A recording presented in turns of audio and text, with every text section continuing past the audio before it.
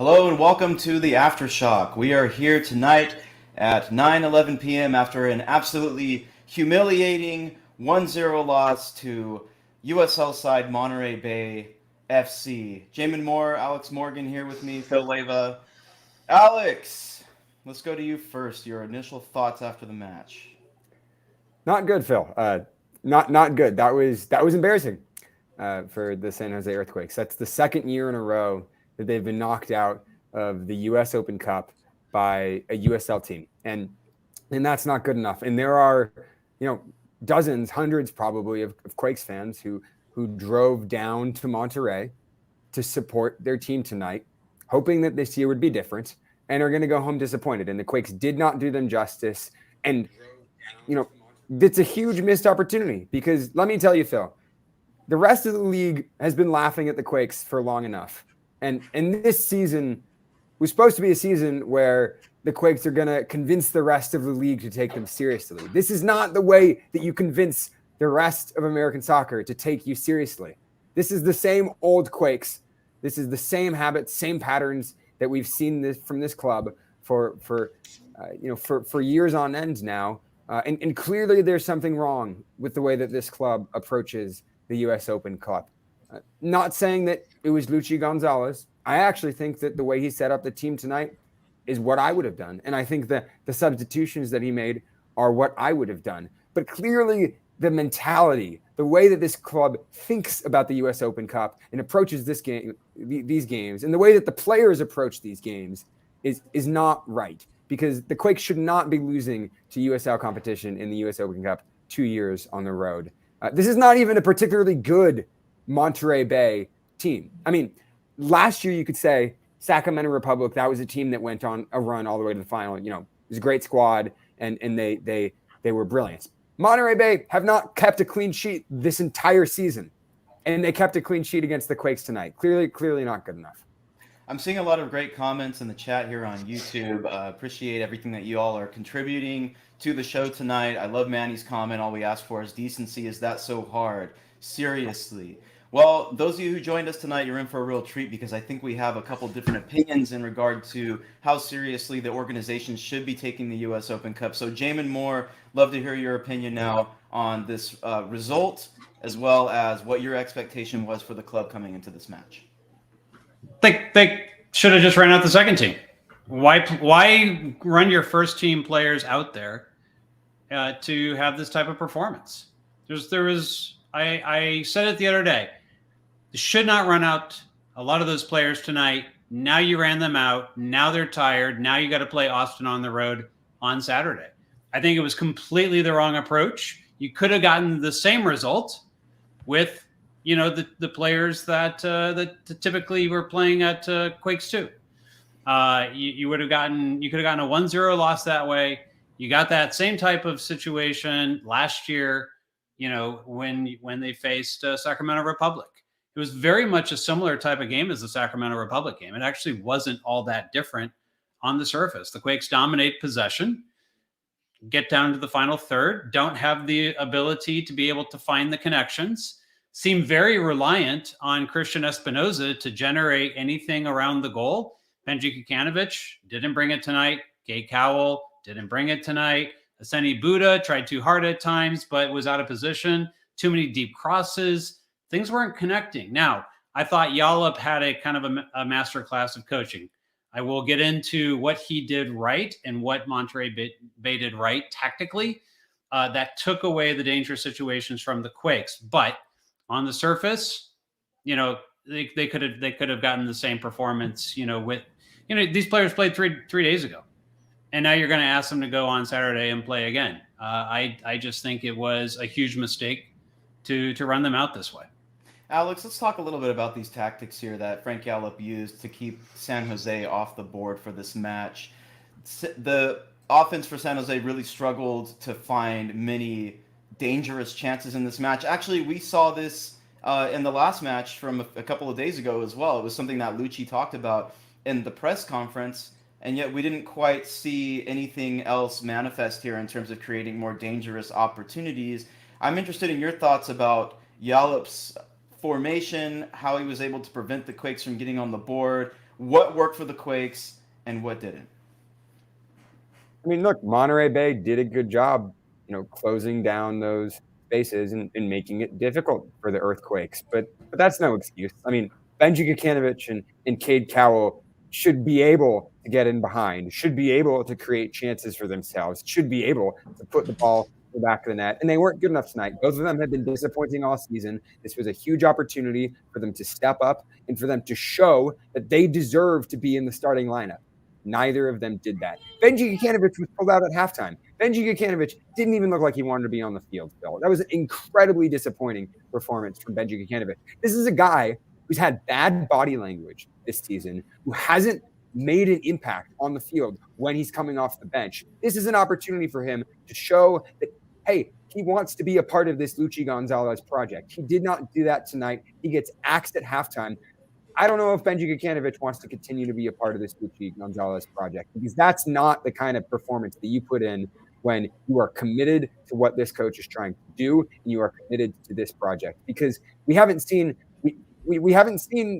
anything from him this season that suggests that he's bought in, that suggests that he's finding a fit for himself in this team. He had times tonight where he dribbled the ball straight out of bounds, where he's not picking his head up, where he's not going that extra step to win the ball like the Monterey Bay players were doing all night. And look, this is a guy we know when he has confidence, when he has drive, how good he can be. We saw that at the end of last season with Alex Cavello, with Matias Almeida as well. But something is not clicking. And I don't know what it is, but it needs to get fixed soon, or else the Quakes are going to have to go out and get another option on that left wing in the transfer market. And a part of me wonders if that's what Luchi Gonzalez is going to start thinking as well. Because look, I don't know what Luchi's relationship with Benji Kikanovich is, but maybe there's something to do with the fact that Matias Almeida clearly had a strong bond with him. He made the $2 million bid for him from AEK Athens, and clearly wanted him in Greece. Clearly, that's not correct. Clearly, what is the correction, Jamon? They weren't offered $2 million.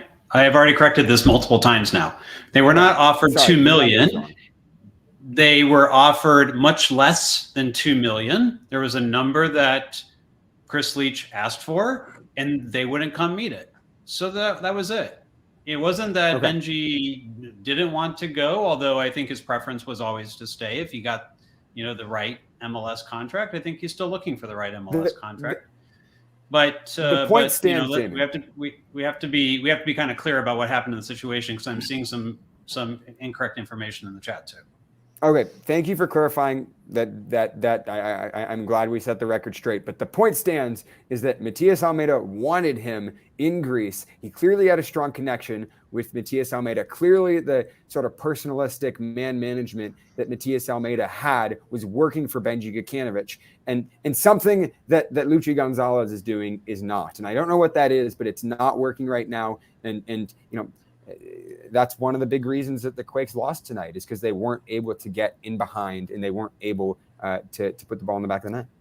Well, Alex, what's kind of ironic about that situation is when Matias Almeida was coaching the Earthquakes, Benji Kikanovich, not that he was complaining, but he was very clear about the fact that he had to also worry about those defensive duties as part of his role playing in that position. And I think we could see at times last season him kind of looking a little gassed at times near the end of matches. And he's not necessarily having that issue. He gets the start tonight, plays for 45 minutes, and doesn't really take advantage of that opportunity, as you mentioned.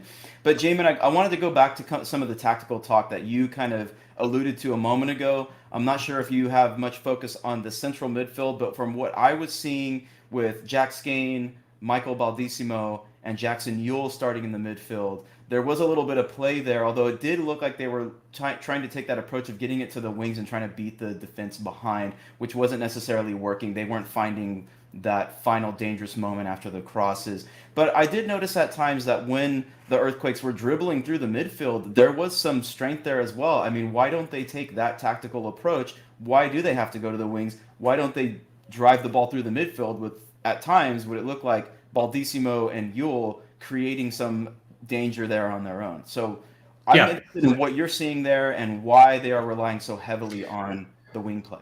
Two things defensively that Monterey Bay did excellent tonight. I'm a little bit worried that other teams are going to pick up on it and start to use it against the Quakes, because it does take them out of certain elements of their chance creation in the final third, particularly.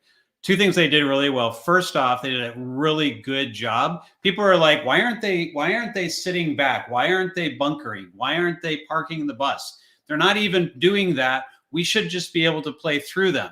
Not quite the same. What actually they did really, really well tonight is they took out the half spaces, which are the areas on either sides of the box, extended forward, which is an area that the Quakes often play through in order to create the combinations that get them in behind in the final third. So they completely understood that. And what they did is they pushed the Quakes to the outside, which for some reason, Benji and Cade were all more than happy to oblige and just like go to the corners and try long crosses. And they continued to funnel them out that way.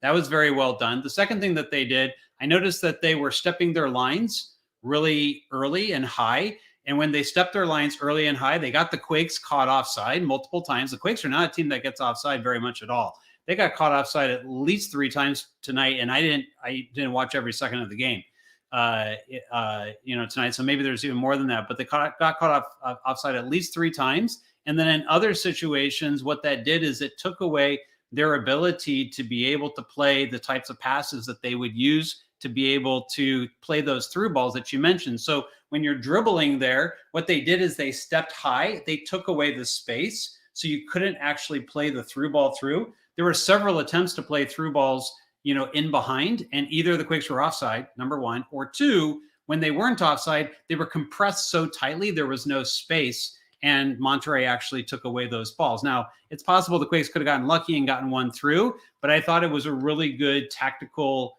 job of taking away the half spaces and stepping in the right moments to kind of force the Quakes into situations where they couldn't take advantage of those dribbles through the middle. And so what actually, before you go in, I'm just saying, I'm not saying the Quakes shouldn't have overcome it. I'm saying it was a good tactical move by Frank Gallup. I thought he did a good job managing the amount of danger he was going to allow the Quakes to have and where the Quakes were going to get that danger. So that's what I was going to ask you about, Alex, is like in response to Frank Gallup's approach to preventing that danger, in my opinion, Oseni Buddha wasn't actually awful this match. He had some really good moments. He oftentimes looked like he struggled to get into the match, but at the times when he did touch the ball, when he did play as the 9, he created some opportunity for the Quakes to push forward through the center of the pitch.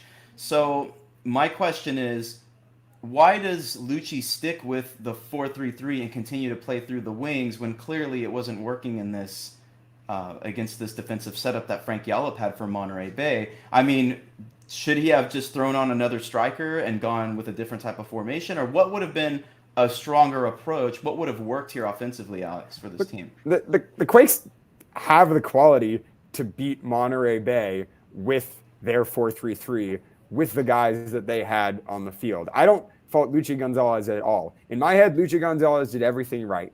He started with guys like Tanner Beeson, with guys like Baldissimo, with guys like Skane, Buddha, Thompson, and Cowell, your second string guys, to give the starters a break. And then once they went down and once they needed to chase the game, he brought on the starters who all have the quality to make chances, to get the ball into wide areas, and to attack from the wings, and frankly, just to play through the middle, because they have the quality, they have the touch, they have a superior technical edge that they should have been able to take advantage of. So I don't fault Luchi Gonzalez for that.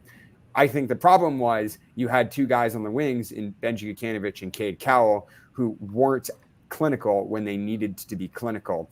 And let's be honest, this was not a lucky performance from Monterey Bay. It's not like Monterey Bay was smash and grab. They had one chance. Monterey Bay had realistically the 3 best chances in the game. With the goal, they had the volley off of the corner, and then they had the late counterattack. They could have easily scored 3 goals in that game and embarrassed the Quakes. So it wasn't as if it was lucky. Monterey Bay deserved the win tonight because the Quakes weren't dangerous enough from those wide areas. And he does make the Christian Espinoza substitution too, though, Alex. I mean, in the 46th minute, we did get a lot of Christian. He did have an effect on the match, clearly, but it wasn't enough there, right? So looking at the Espinoza substitution, The Jeremy Abobasi comes on. Even Tommy Thompson gets some minutes here for the team, and yet nobody else is able to quite have that effect to get, really dangerous opportunity on goal. So where do things go from here, Jamon? What do you think? Going into this match against Austin FC, what's the mentality that the team has to have? I mean, obviously, you are quite disappointed that they wasted so much energy into this U.S. Open Cup match. How do the Quakes recover from this as they go on the road? Yeah, so from my perspective, this is the missed opportunity here is to create obviously some momentum going into that game, as well as now you got to deal with tired legs and the travel to Austin and everything. So, we'll see. We'll see. It's possible that we didn't get their best effort tonight. It's possible that they were leaving some left in the tank. There's a lot we will see on Saturday. MLS is a strange league. Just when things start to go this way, things can change on a dime. All of a sudden, they could put in their best performance of the season and walk away from Austin with 3 points, and we're having a very different conversation. But it, obviously does not look good when you can't break down a USL side that is prone to giving up goals. And, I think from right now, this team needs to be trying to figure out the best alternatives that they have outside of Christian Espinoza and Jeremy Abobasi. I think everything else needs to be in question right now, and so that they can generate the type of attack that they need to be able to. I'm not convinced by Aseni Buddha when he gets on playing striker. Maybe he, should be taking an opportunity at a left wing. Maybe we need to see some sort of formation tweak or something else, maybe a 2-striker system, something that would throw Austin off balance and give them a different look, because right now the 4-3-3 is pretty predictable. Alex can just shake his head and disagree all he wants to, but I don't know I'm not wrong here, Alex. I'm not wrong here, Alex. I don't know why we're beating around the bush. The Quakes need a new option on the left wing.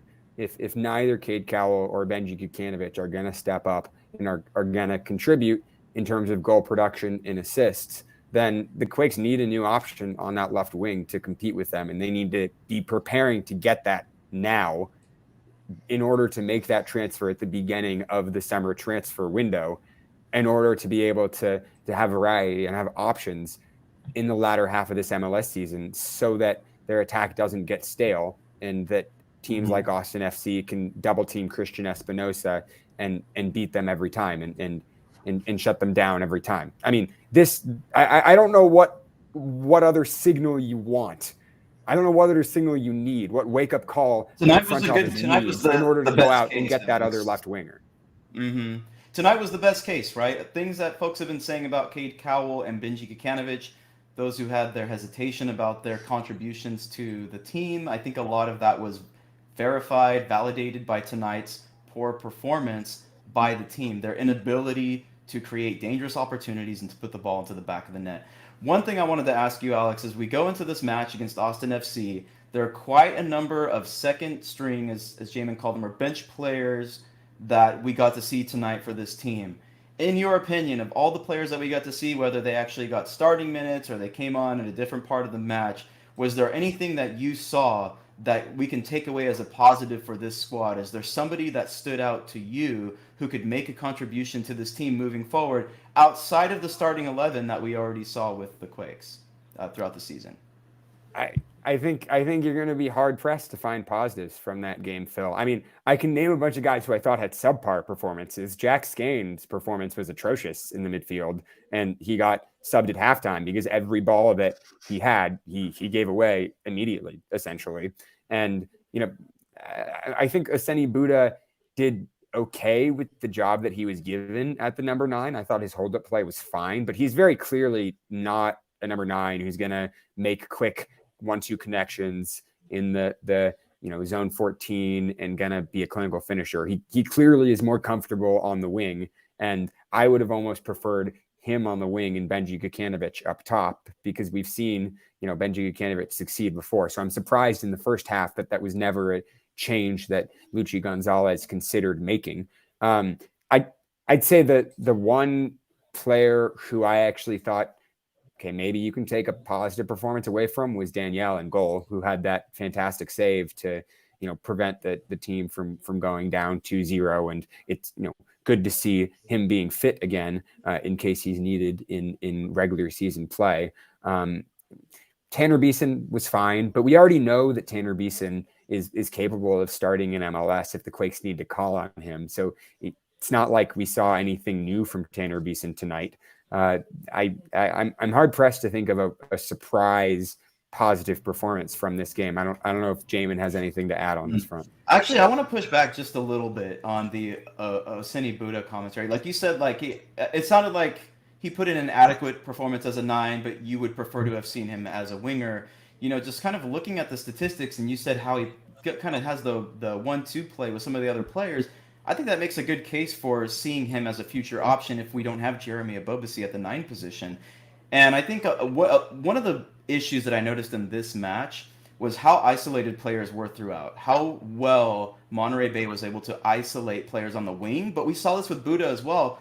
And the thing is, Buddha was actually able to play out of that pressure in those moments, but there weren't many options for him. And it kind of felt like a second option for him, making a late run or somebody that he could kind of lay off the ball to would have been another option of attack that the Quakes could have had, but we didn't see a lot of that tonight. Jamon, I want to pose the same question to you. Which positive, or are there any positives that you saw from some of the players who haven't gotten a lot of minutes this season, and what can you take from them from this match as they move forward, focusing on MLS Cup rather than any of the other competitions for the rest of the season? No, I don't. I don't actually have a player that stood out to me tonight that, I would say fits into that category of some don't know whether they're, JT is locked in starter. They've been waiting for Daniel to come back. If it's actually done better.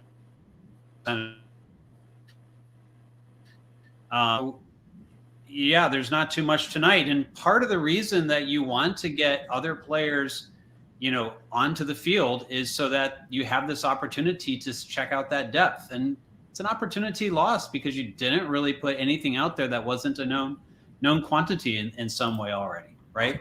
And, I kind of agree with Football Monkey. Like, I would have liked to see Benji at the forward and Buddha at the left wing. But at the same time, there's my guess is there's things that we are not seeing that Luchi is seeing that play into that particular decision. There must be something he's seeing in Buddha where he would fit better as a striker than as a winger. There must be something from Benji, despite the fact he's been a 9 in the past, that he thinks, is better on the wing. We're not seeing it. I think that's a big issue right now. It's certainly worth asking Luchi in a press conference. By the way, we aren't going to be able to get the press conference tonight. I've been told that there is not a remote setup that we can get tonight. So, if any questions are asked locally, we will make them available to fans after the show.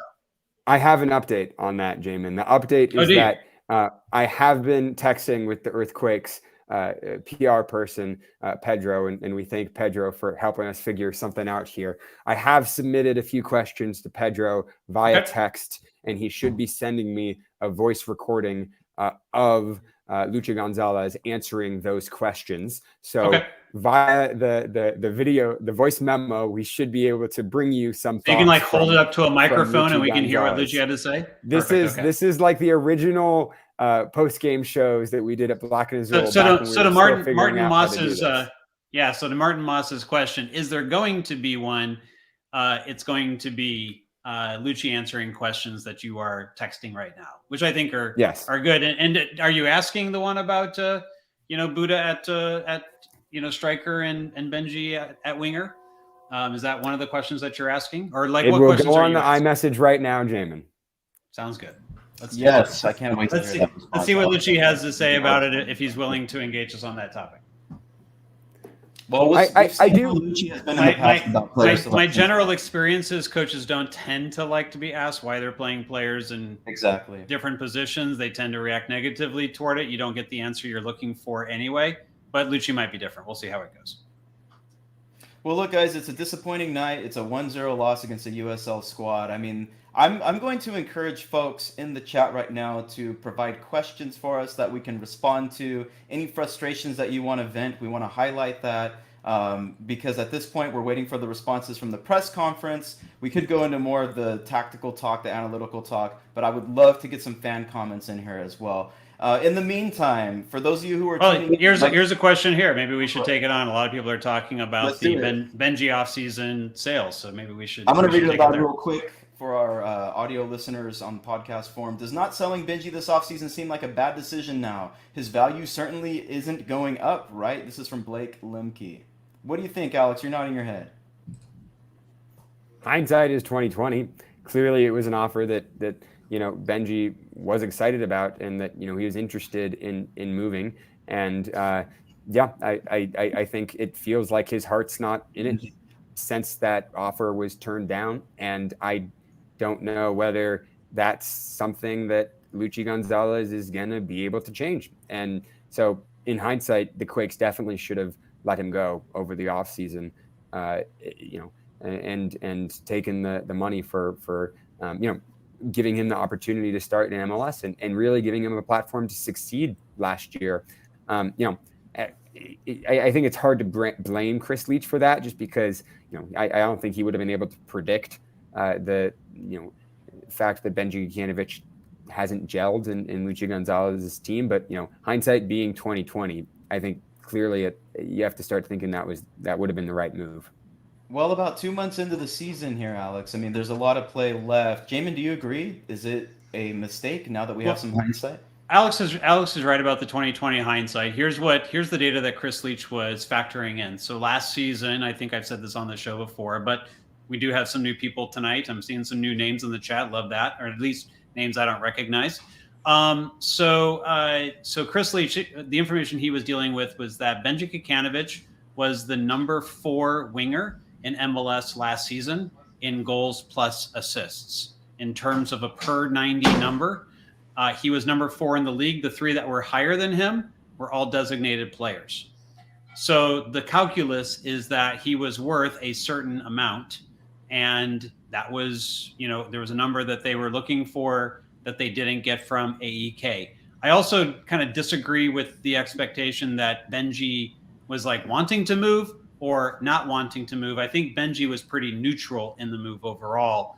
But one of the things that I do think that he wanted to be able to stay in MLS was a new contract, which he didn't get. So if there's anything that maybe he's not feeling great right now, is that he neither got to go to AEK, nor did he get, a good contract. But if he had gotten a good contract, let's say he had gotten Cade Cowell level money or something close to that, and then was putting in these performances, a lot of people would say that was a really bad deal.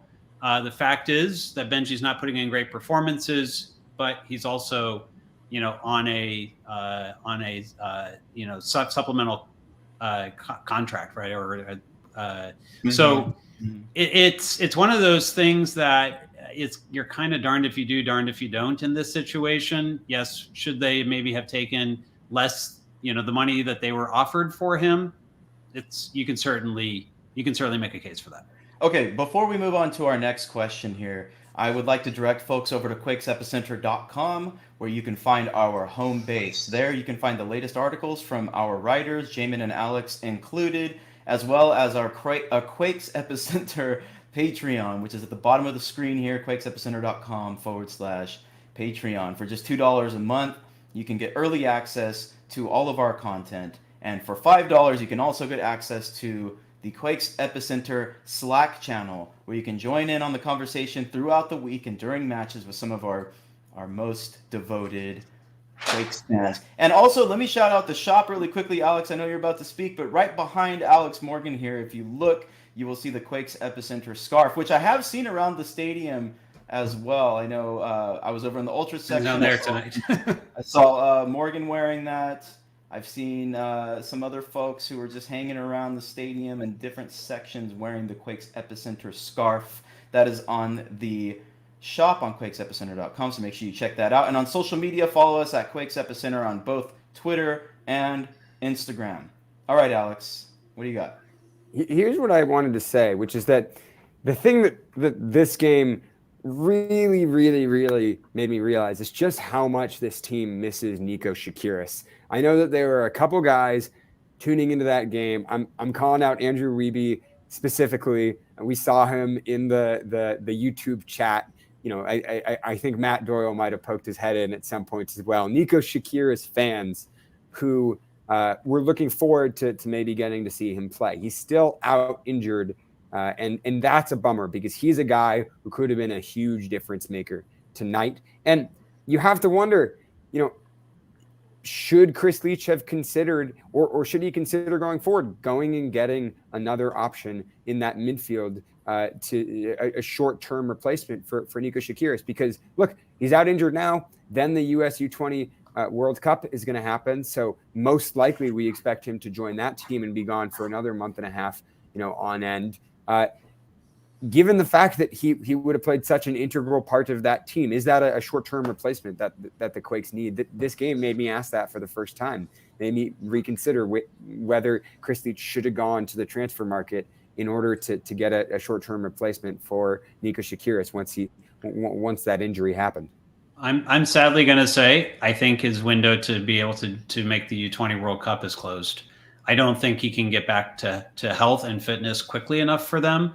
And there's a lot of competition in those positions. He definitely had the edge, but I think unfortunately this injury is, a groin type injury, the adductor area. It's very similar to one that has been faced by other people that has put them out for several weeks, and you just can't necessarily time when a groin is going to be ready to go. And unfortunately, I'm very concerned that he's not going to be able to go to the U20 World Cup. That might be a benefit to Quakes fans. It might mean that they get to see him on the pitch for the Quakes sooner, but unfortunate, from the US side. And unfortunate, obviously, for Nico Shakiris because it was a huge opportunity for him. I'm optimistic he'll find a way, but at this point, it's not looking good. But I agree. I completely miss Nico Shakiris. We're seeing some other names dropped in the chat here as well. We have Will Richmond got brought up as one of those players. We have Cruz Medina. I mean, who else should Quakes fans be looking for coming up through the pipeline? Either guys who are playing with Quakes 2 or guys who perhaps are just somebody that have stood out to you that might have an opportunity to make an impact for the Quakes either later this season or as they start, looking forward to the 2024 season. I mean, since we're, kind of in a situation right now where we're getting a chance to see guys who don't normally get minutes get that opportunity to make an impact for this team. Who's on your mind right now in terms of who that impact player can be? Alex, what do you think? I mean, I think it's pretty clearly Cruz Medina. He's been a star for the U.S. youth national teams. He's been the guy in the Quakes Academy for a few years now. And yeah, I mean, I guess I'm a little surprised that he didn't make the roster tonight. I don't know, Jamon, if you have any more color on his availability. No, but Judson wasn't on the roster either, but although that might be because they played the game on turf and they might not have wanted to chance him with turf. Yeah, this felt like a game where the Quakes could have had him on the roster in order to give him a run late in the game. So I'm surprised that didn't happen, given that he's 16 years old now and feels like he's at the stage in his career where a short run in the U.S. Open Cup could be good experience for him, or at least to keep the door open for that. And now they're going to have to wait another year to give him that opportunity. Yeah, my concern with Cruz is that he's playing still a full academy schedule. He's been playing national team games. He's been practicing with the first team, playing some Quakes 2. I'm concerned that it's not clear to me what his downtime is supposed to be, what his off season is supposed to be. And when I got a chance to talk to him up here in Seattle about 3-4 months back, he was basically saying he needed some time off. It's possible that he needs to take some of that time. But Will Richmond is a head scratcher for me unless he's injured. Why didn't we see Will Richmond in the roster tonight? Cruz played 90 on Saturday. Thank you, Crystal. Will Richmond is a bit of a question mark tonight. But the player that I would have liked to have seen, and I would put him out there instead of Rodriguez, who made the mistake that led to the goal, is Daniel Munich. I would have really liked to have seen him. And, who knows if the game would have gone differently if you got Muni back there instead of Rodriguez. Muni might have made 3 mistakes. We'll never know. but I would have liked to have seen him get that opportunity. So a couple misses there. Yeah. I agree with that.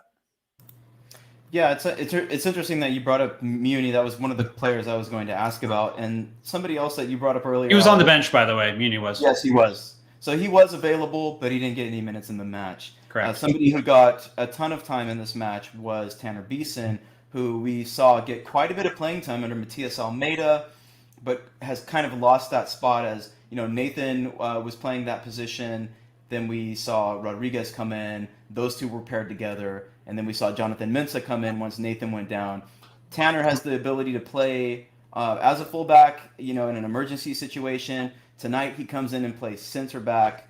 He put in in my opinion, he put in a pretty solid outing. It was, a very unfortunate, lazy mistake that Rodriguez made that led to the goal for Monterey Bay. Although I think we have already kind of made it clear that Monterey did earn this win. It wasn't just like a fluky type of thing. They created opportunities to win the match, and oftentimes you create your luck, as they did in that situation, right? So, Alex, you had brought up Tanner Beeson before. Thinking about him as like a serviceable option for this team, what's your take on Tanner's impact for this team, especially in the Luchi Gonzalez era? Is there more that we can see out of him, or is this kind of like where his ceiling is for this team? He's a serviceable backup. He's shown that he can step into the starting lineup when he's needed. We've also seen some of his limitations. He's not necessarily the best at reading the balls in behind. Sometimes it feels like he defends very reactively, trying to make a bunch of these insane diving challenges and blocks rather than stepping up to his man, intercepting the ball proactively and stepping forward and pushing into the attack in the way that a guy like Jonathan Mensah can do. And so there's no reason for Luchi Gonzalez to change up anything with Jonathan Mensah and Rodriguez. They've both been really solid in MLS so far, and Tanner Beeson is a good option in the back line. I would have liked to have seen Daniel Mooney start as well. I'm surprised that he didn't start as Jamon was too, because I think the problem that you saw tonight was some of the starters. I think guys like Rodriguez probably not taking this game seriously enough, and doing a disservice to the fans who did take this game seriously and travel all the way down to Monterey to watch, right, on a Tuesday night, nonetheless. And it's hard to know whether this is a problem with their individual mentalities, or if this is a problem with the way that this club and this organization thinks about and approaches the U.S. Open Cup, because this is not something not something new. It's not something we haven't seen before. Same thing happened last year in their loss to Sacramento Republic. I'd argue that was maybe even a worse performance against the Sacramento Republic last year. This team hasn't had a run in the U.S. Open Cup since 2017. Hasn't felt like they've taken the competition seriously. Feels like it's just a box to check on the fixture list. Like it's being treated as if it's, an afterthought, as if it's, just a game to get through in order for the players not to get injured.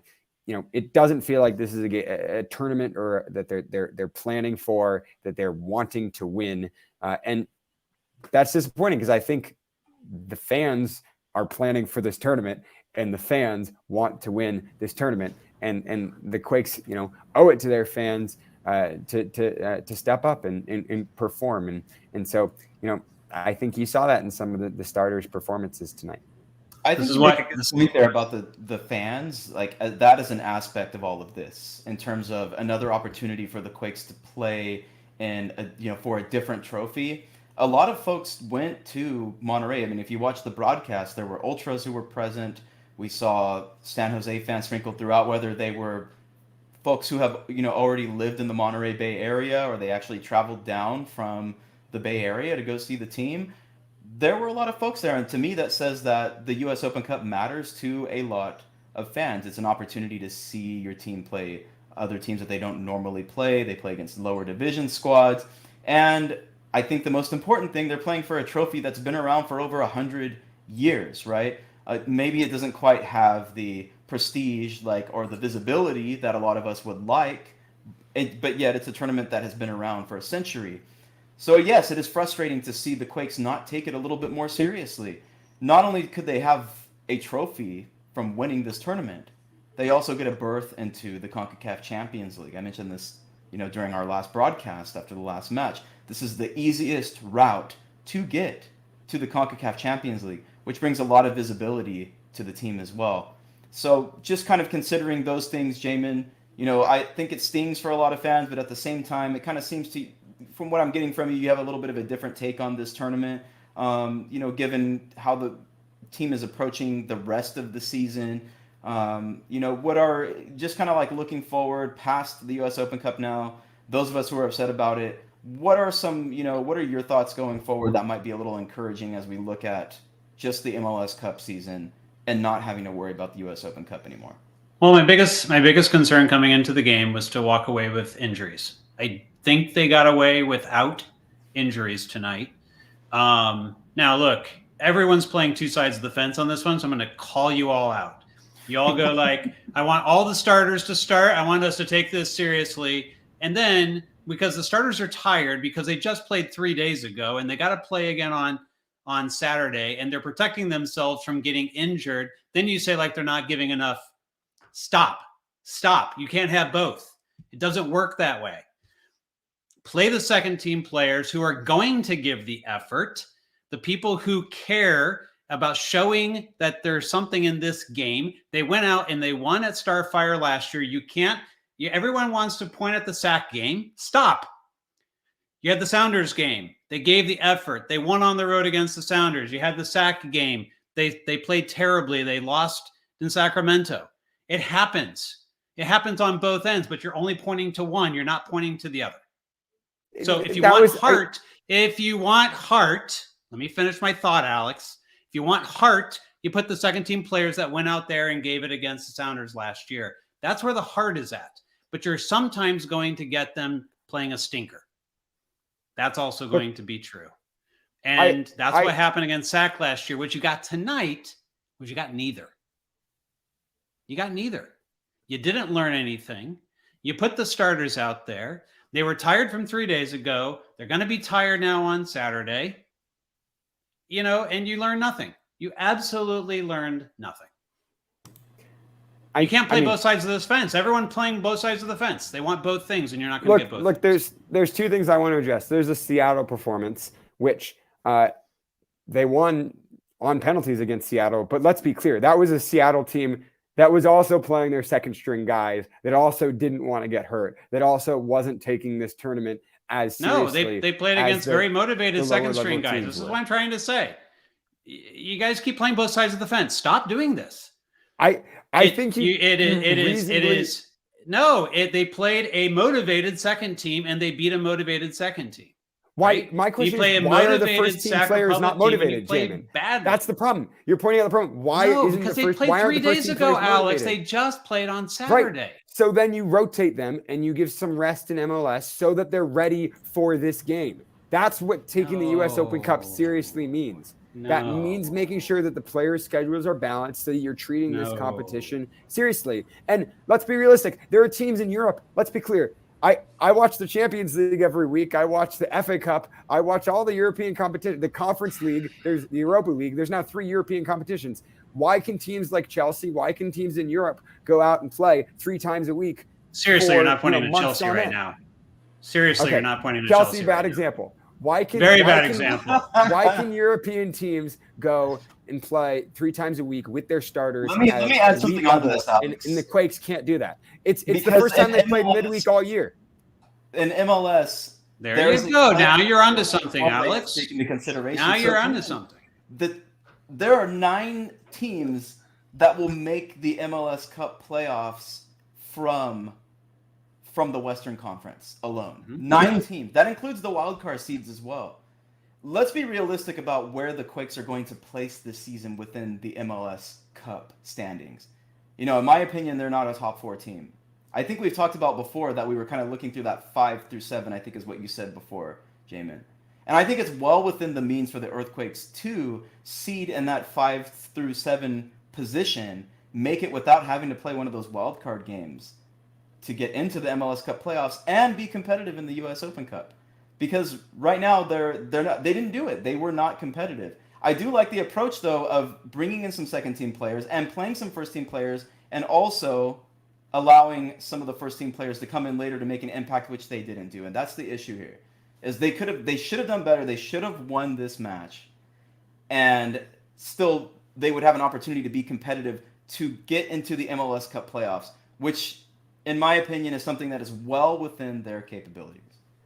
I agree. I think, quite frankly, it is a small club mentality for them to think that they need to focus all of their energy on Major League Soccer or they'll make the playoffs, agree. Right? Absolutely. 9 teams make the playoffs. That should not be a question. With the caliber of the guys that the Quakes have, with Luchi Gonzalez at the helm, that should not be a question. They should be able to comfortably make the playoffs, and they can also then focus some energy and resources on the U.S. Open Cup. It doesn't feel like this club has changed their mentality yet and realized their strength and realized that should be the expectation and that they should demand that of the players. And if the players need to play a midweek game twice a season, they should be expected to do that and expected to be able to run out and put their energy into that game. And I don't think that's too much to ask. And I don't think that's playing it both ways. I think you can play the first team guys and expect them to go out and give enough effort to win a game against the Monterey team. Let's not forget that has not kept a clean sheet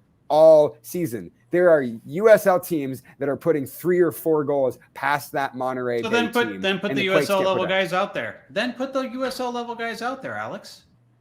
Again, I keep saying the same thing. You keep agreeing with me violently. You come back to exactly what I'm saying to do. You just said that the USL teams can beat Monterey Bay. Then put out the USL level guys. And they should be able to beat Monterey Bay. What you're saying is that's what Luchi Gonzalez did. That's what Luchi Gonzalez did. With the exception of Daniel Mooney, maybe he ran the second string guys, and then at halftime brought on the first string guys. And when the Quakes were down, at the top of the show, I said I thought that strategy was the right strategy, and it was not Luchi Gonzalez. It was the players who weren't taking this competition seriously, and something about the mentality of the club and the way that they approached this Open Cup that was the problem tonight. It was not. He started Jackson Yule and Cade Cowell and Rodriguez and Paul Marie. And by the way, Cade Cowell just played a national team game the week before midweek too. So Cade Cowell's played more than anyone else on this team. Why is Cade Cowell starting? And that's the perfect example. Run Will Richmond out there. If guys like Jackson Yule and Cade Cowell can go play against Mexico midweek and travel across the country to do that, and then travel back and play midweek, then of course the rest of the guys should be expected to do the same thing. Without I like this dropping their level. Roberts. I want to read it out. Camilo Falcons should be able to beat a USL side, plain and simple. No offense to Monterey. I don't know that I necessarily agree with that comment, Daniel. I think that in MLS there's still an issue, especially because of the salary cap and just the way that the teams function. That a lot of times there's not a lot of depth, and oftentimes you have USL teams that are incredibly competent and can play up to that level very well. We saw that last year with Sacramento. But back to your rebuttal here, Jamon, as to what Alex was saying about some of these. So I want to take on Jesus's question. Small team mentality. I see European teams playing 5 games in 2 weeks. So this is exactly why Judson, when he came from Brazil, was playing 55 games a season. And guess what? What's happening with Judson right now? He's 27. He's 27, 28, and his knees are just done, right? So same thing is happening to these players in Europe. Everyone is saying that they're playing too heavy a schedule. There's not enough rotation. And in MLS, they try to do what's a better job by the players by having them actually take time out for Leagues Cup, play mainly a Saturday schedule week after week. So the body is not conditioned right now. These players are not conditioned to playing every 3 days. This is the first time they've been asked to do it this year. So it's not like this is a normal thing and they should be able to play on 3 games rest. Yes, there's a lot of players in Europe that do that. They're conditioned to do that. That's not true right now in MLS. The league is not asking these players to do that. They're not even asking them to do it for Leagues Cup. They're going to take a whole month off the season to be able to do Leagues Cup. U.S. Open Cup and CCL are the 2 exceptions to the rule. And what happens is the CCL teams play these Wednesday games and they basically miss the playoffs, just like Seattle did last year, because you prioritize CCL over the regular season. MLS rosters are not set up for this type of thing. I'm just telling you, they're not set up for it. So if you want the team to be able to... Then why are other teams able to win in the Open Cup year after year, Jamon, and are able to find this balance? One team wins in the Open Cup every year, Alex. One. Able to make it past the first round of the Open Cup, Jamon. And you know what? There's like 30 games tomorrow, so talk to me again after tomorrow. Well, we'll see what other clubs. All the MLS clubs who played tonight advanced. Austin was second in the West last year and got beat at home last year in the Open Cup. I mean, it happens. And for the Quakes, it happens year after year, and that's why I'm saying there's clearly a problem. It's happened 2 years in a row. You know, it hadn't happened before that with USL teams. But they did get knocked out early in the tournament. They've never won it. So here, guys, this is really, really simple. It's really not that hard. When you get a home favorable schedule, teams go far in the Open Cup. When you get a road schedule, teams crash out of the Open Cup. It really is that simple. The math is about the same as MLS. It's the same as MLS. I mean, the Sounders, the Chicago Fire, like there are teams that one time. So think back to when the Quakes had the one time recently. What was it, 2017, where the Quakes went pretty decent depth wise? Go check their schedule. Home game, home game, home game, home game. They played 4 straight home games, guys. As soon as they had to play a road game, out. Yeah. Guys, it's and it was testy. It was testy. If it's the season you're referring to, it's when San Jose narrowly defeated Sacramento through penalty kicks. So yeah, you want the Quakes to advance. You just got to hope for that home draw. If you see an away draw, just go like, nope, not our year. Move on. Yeah. Maybe that's what it was. Maybe Jamon's onto it. All right. Look, you'll save yourself a lot of angst like me. We're still waiting on. Yeah, Alex, do we have anything back? I'm kind of killing time to see if we get anything back. I don't know that we're gonna have time for it, guys. We're at about 53 minutes into the show right now. So what I would like to suggest is, well, Alex, you're checking your phone right now. It looks like the Earthquake spokesperson has read my text, which might mean that they have conducted the interviews at this point. Okay. I just followed up with him again. So if we can get those interviews in the next few minutes. He says, and this is live breaking news updates, gentlemen. He says, we are finished. And hopefully we'll be getting those interviews in the next minute or two so that we can play them for everyone and then wrap. I love these comments. We need to go all out. Guys, they went all out tonight. I don't know what else to tell you. They basically ran out a starting lineup that could have started in MLS. Only one player in the starting lineup tonight was not either a regular starter this season or a regular starter last season. One player. Wait, for the Quakes? Skane, that's it. Look at the starting lineup.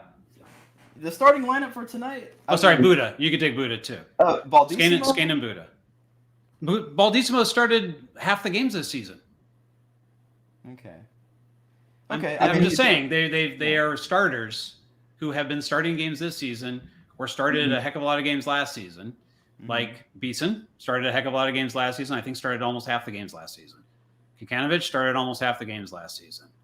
So, I mean, Daniel started the season as the starter, got injured, and hasn't played since because of injury, but technically should have been the starting keeper.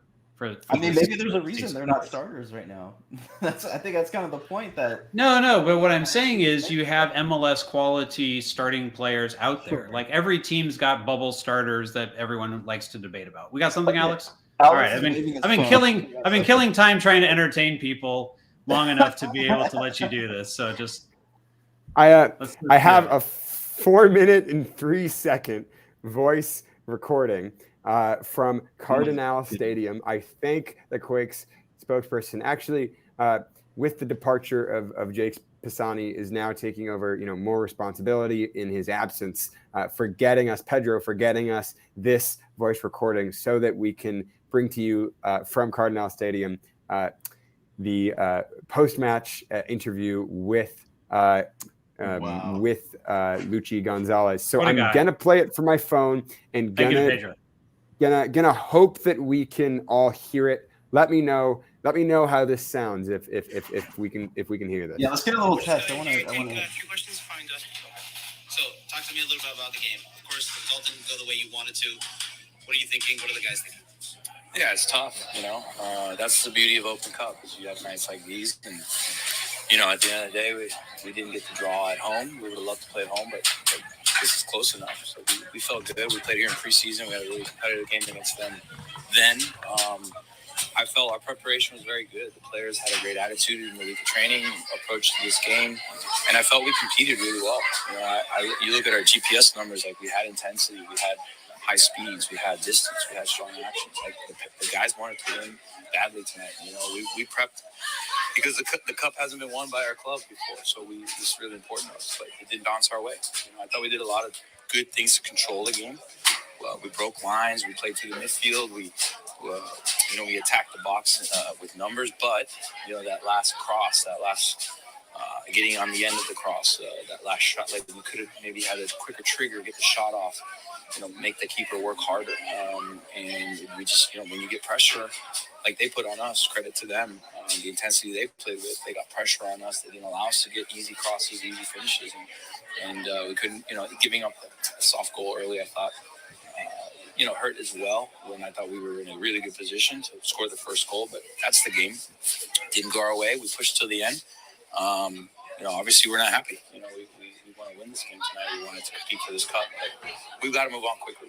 We've got an important game for the league against Austin Saturday. We've got to bounce back with just a good reflection and working hard and moving forward quickly. Talk to me a little bit about Buda. Everybody said they saw Buda. He did great on the hold-up play.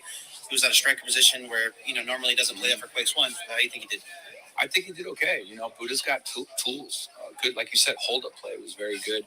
Offsides a few times where he's got to time his runs better. But he was active.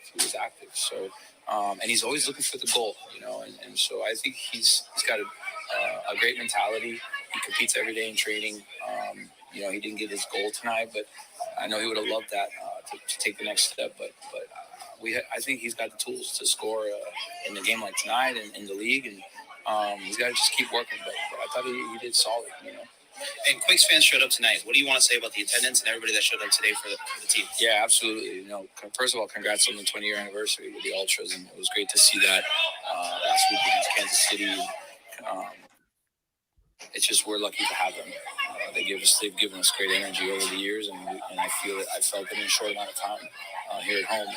And thank you for all the fans coming out tonight and a good showing.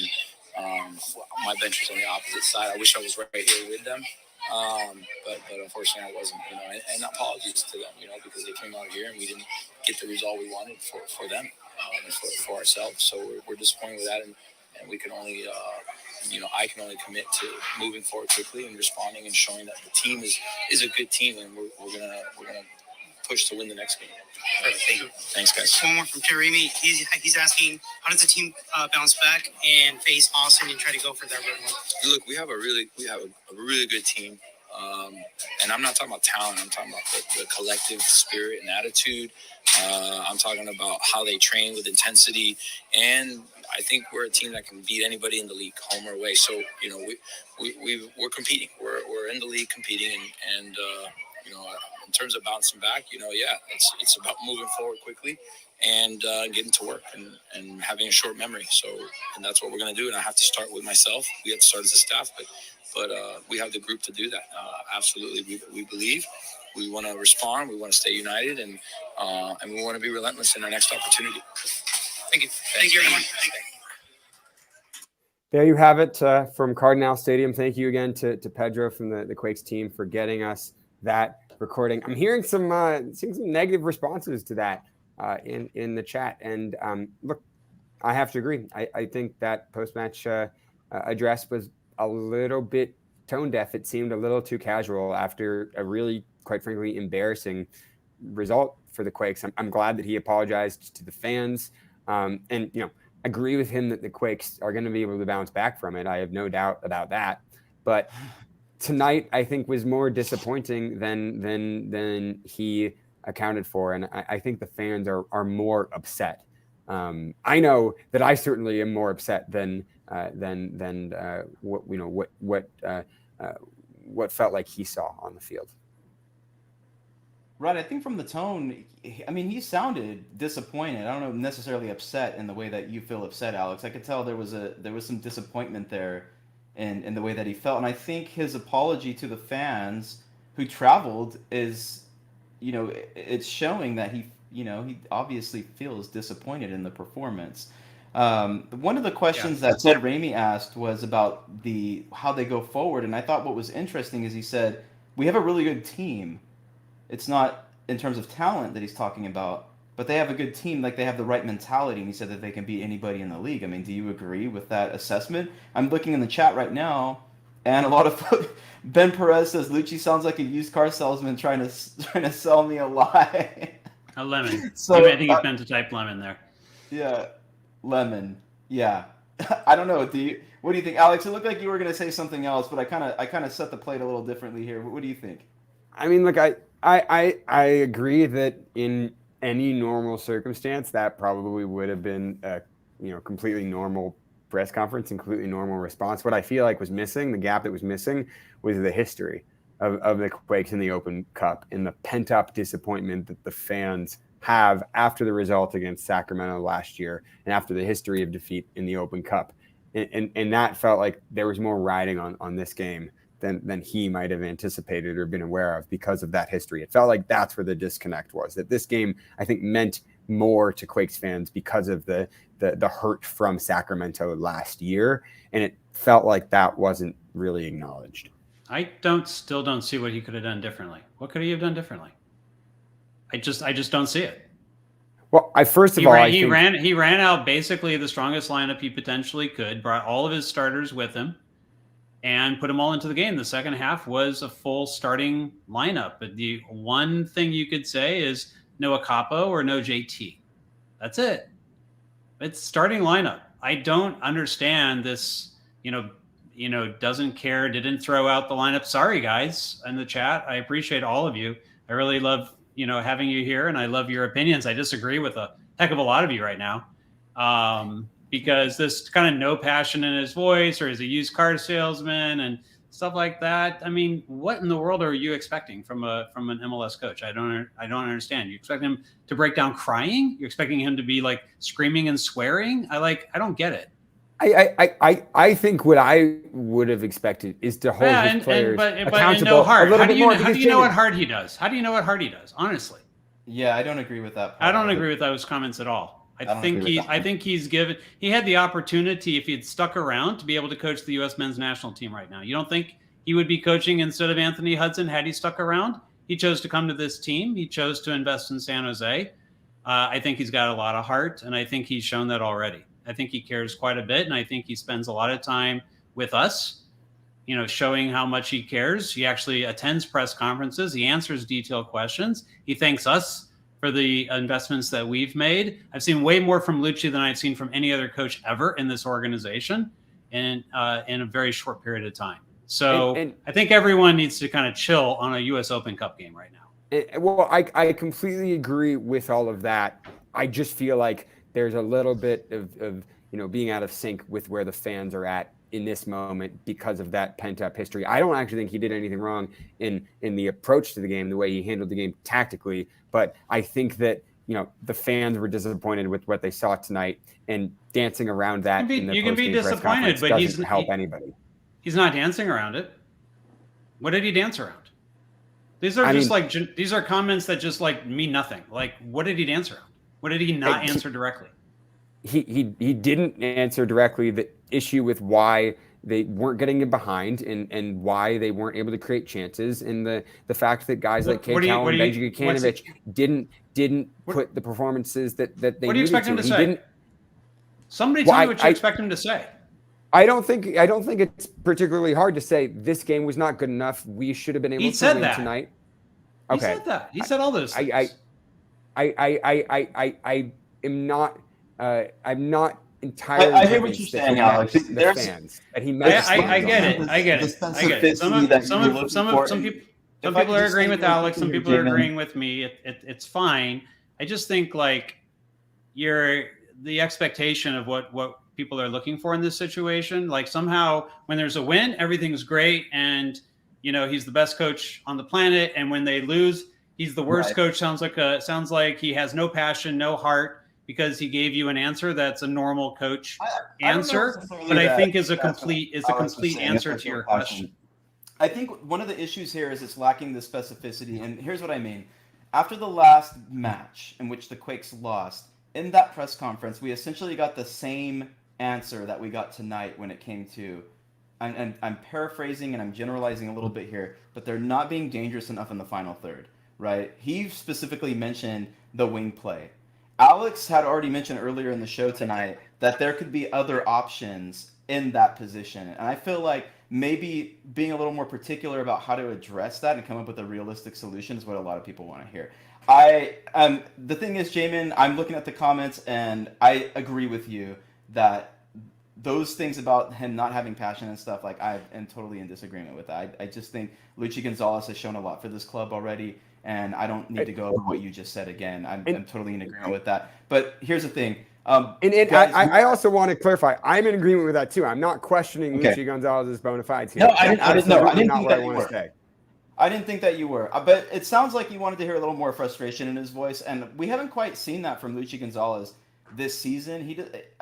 Perhaps that's something we see going forward, but I think he kind of sets this certain tone when he gets in front of the microphone that is very well managed and level-headed. And I think that's something that we can appreciate from him. I don't think we need to hear him yell and get angry in a press conference. It's not a good look, in my opinion, in terms of leadership. So I appreciate the approach that Luchi brings, and for the players, he is continuing to set that positive tone for what he truly believes is a good team, as he said in the press conference. So as we are kind of rounding out this show tonight, Jamon, I wanted to give you an opportunity to talk about any particulars from the press conference before we go to our final thoughts, because we didn't really give you that chance to kind of address any of the particular things that he said in those 4 minutes that we got from Luchi Gonzalez.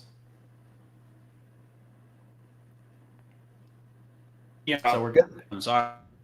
I don't think solution from be able to make a quick change that's going to change anything. If we're not getting the performances from Cade and Benji that we at least were getting last season, then certainly in the secondary transfer window, which is going to open fairly soon, right? They need to take a look at that particular position. Certainly not being able to create out of the left side is really going to hurt this team when teams can key on Christian Espinoza and be able to shut him down, when they can be able to clog the areas on the sides of the box and prevent the Quakes from being able to get in behind, and when they can take away the middle and not give them any slip through balls through the middle of the pitch. So this is something that we're going to see. Is it a disturbing issue where we continuously see this problem, or is it an away only issue? Like somehow when you get home, everything's hunky, the team looks fine, they're winning their games, and then they're going out on the road and losing. Frankly, I blame the creator kit. They can't win anything. Okay. I mean, it's as good of a reason as any right now. Okay, yeah. Jamon, you've done it. You've cursed the creator kit, Jamon. That's it. It's already cursed, season, Alex. I could not curse it, and I could not curse it any worse. You don't say it out loud, Jamon. It's already cursed. Number one, you don't say it out loud. Cursed. It's already cursed. If anything, I just made it work. Now they're going to start winning. It can't get any worse, Alex. You might as well call it what it is. 2 negatives make a positive, right? Can we get like a third kit going here? We get to our final thoughts here. Alex, Morgan, your final thoughts as we close out this special U.S. Open Cup edition of the Aftershock. Yeah, I mean, look, I'll end where I began. That was embarrassing. That was an embarrassing exit from the Quakes, and it's the second one in a row, and I think they need to reevaluate how they approach the U.S. Open Cup, because I think the fans have more attachment to the U.S. Open Cup and care more about the U.S. Open Cup than the team is showing right now, and they're not doing the fans justice for that. And I understand that in the context of any other loss, everything that Luchi said makes perfect sense, but it didn't really feel like like it fully encapsulated the extent to which that was an embarrassing loss for the Quakes. That wasn't just any loss for the Quakes. That wasn't the 3-1 loss, against RSL last weekend. That wasn't like a regular away MLS loss. That was at a Monterey Bay team that has not kept a clean sheet all season, in a game where if the Quakes win, they're one step closer to a trophy. They're showing everyone in American soccer that they're a team that should be taken seriously when it matters, and that they're a team that can compete for silverware. And it was a huge opportunity for them to do that, to send the message. And yet again, they did not do that. And look, I agree with Jamon insofar as this team is still a good team. This team is still under the guidance of a good coach who cares a lot and is still well set up going forward.